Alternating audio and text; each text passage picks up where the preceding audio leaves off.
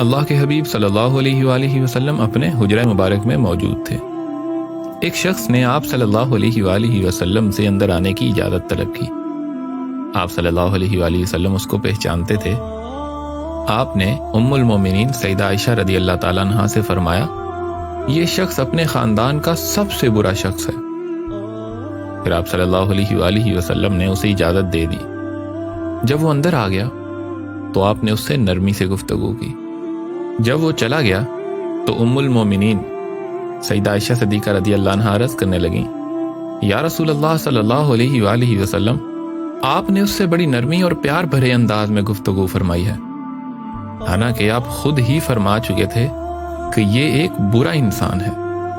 تو آپ صلی اللہ علیہ وآلہ وسلم نے ارشاد فرمایا، قیامت کے دن لوگوں میں سب سے برا اللہ کے نزدیک وہ ہوگا جس سے لوگوں نے اس کی فحش کلامی سے بچنے کے لیے علیحدگی اختیار کر لی ہو یا اسے چھوڑ دیا ہو۔ آج ہمارے معاشرے میں جو شخص زبان کا سخت ہو، فحش گو ہو، لوگ اس سے دامن بچاتے ہوں، وہ فخراً یہ بات لوگوں کو کرتا دکھائی دیتا ہے اور اسے اپنی ہیبت سمجھ بیٹھتا ہے۔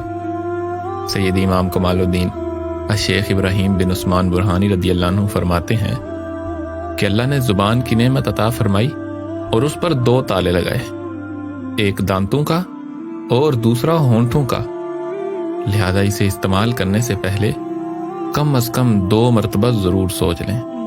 اللہ ہمیں سمجھنے کی توفیق عطا فرمائے، آمین۔ آؤ اس پیغام کو شیئر کر کے اس عظیم مشن میں اپنا حصہ ڈالیں۔